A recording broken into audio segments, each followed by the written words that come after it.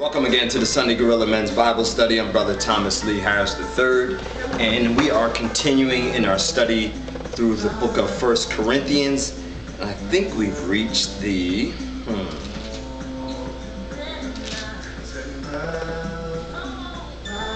seventh chapter, yes.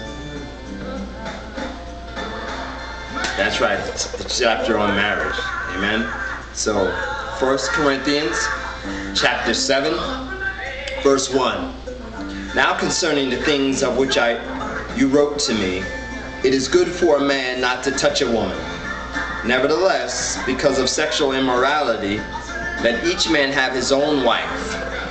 Let each woman have her own husband. Let the husband render to the wife the affection due her, and likewise also the wife to her husband. Verse 4. And the wife does not have authority over her own body, but the husband does. And likewise the husband does not have authority over his own body, but the wife does. Do not deprive one another, except with consent for a time, that you may give yourself to fasting and prayer, and come together again, so that Satan does not tempt you because of your lack of self-control. Verse 6. But I say this as a concession, not as a commandment. But I wish that all men were even as myself. But each one has his own gift from God, one in this manner and another in that. But I say to the unmarried and to the widows, it is good for them if they remain even as I am. And if they cannot exercise self-control, let them marry, for it is better to marry than to burn with passion. Verse 10. Now to the married I command, yet not I, but the Lord. A wife is not to depart from her husband. But even if she does depart, let her remain unmarried or be reconciled to her husband. And the husband is not to divorce his wife. Verse 12. But the rest I, not the Lord, say, if any brother has a wife. Amen. Verse 12 again is very important that this is Paul giving his commentary. Verse 12. But to the rest I, not the Lord, say, if any brother has a wife who does not believe, she is willing to live with him, let him not divorce her. And a woman who has a husband who does not believe, if he is willing to live with her, let her not divorce him. For the unbelieving husband is sanctified by the wife, and the unbelieving wife is sanctified by the husband. Otherwise your children would be unclean, but now they are holy. And if the unbeliever departs, let him depart. A brother or sister is not under bondage in such cases, but God has called us to peace.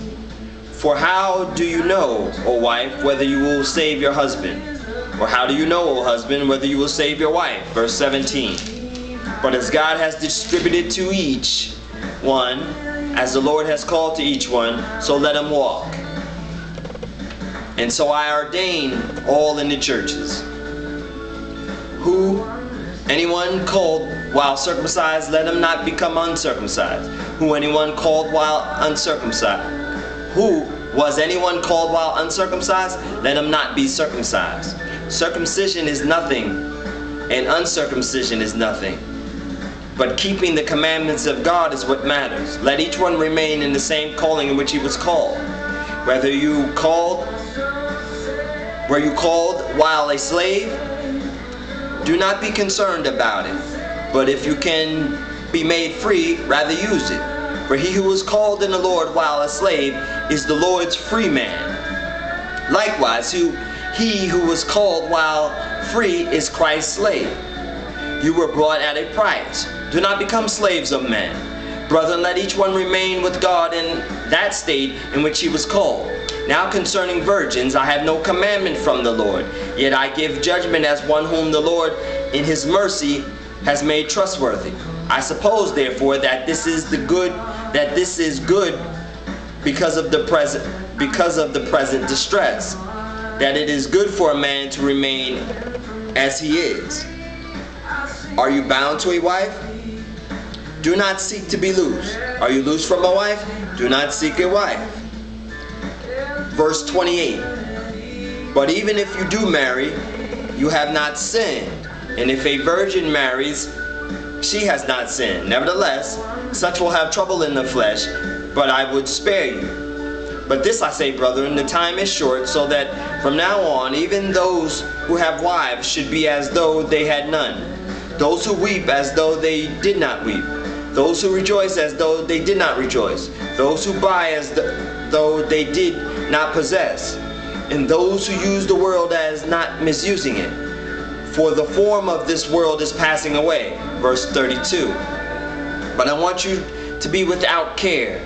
He who is unmarried cares for the things of the Lord, how he may please the Lord. But he who is married cares about the things of the world, how he may please his wife.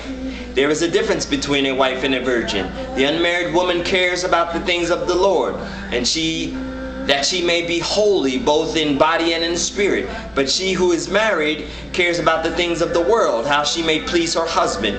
Verse 35. And this I say for your own proofing, not that I may put a leash on you, but for what is proper, that you may serve the Lord without distraction. But if a man thinks he is becoming improperly toward his virgin, if she is past the flower of youth, and thus it must be, let him do what he wishes, and does not sin, let him marry.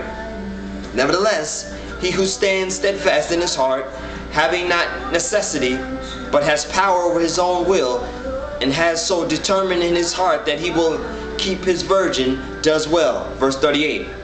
So then, he who gives her in marriage does well, but he who does not give her in marriage does better. A wife is bound by the law as long as her husband lives, but if her husband dies, she is at liberty to be married to whom she wishes, only in the Lord.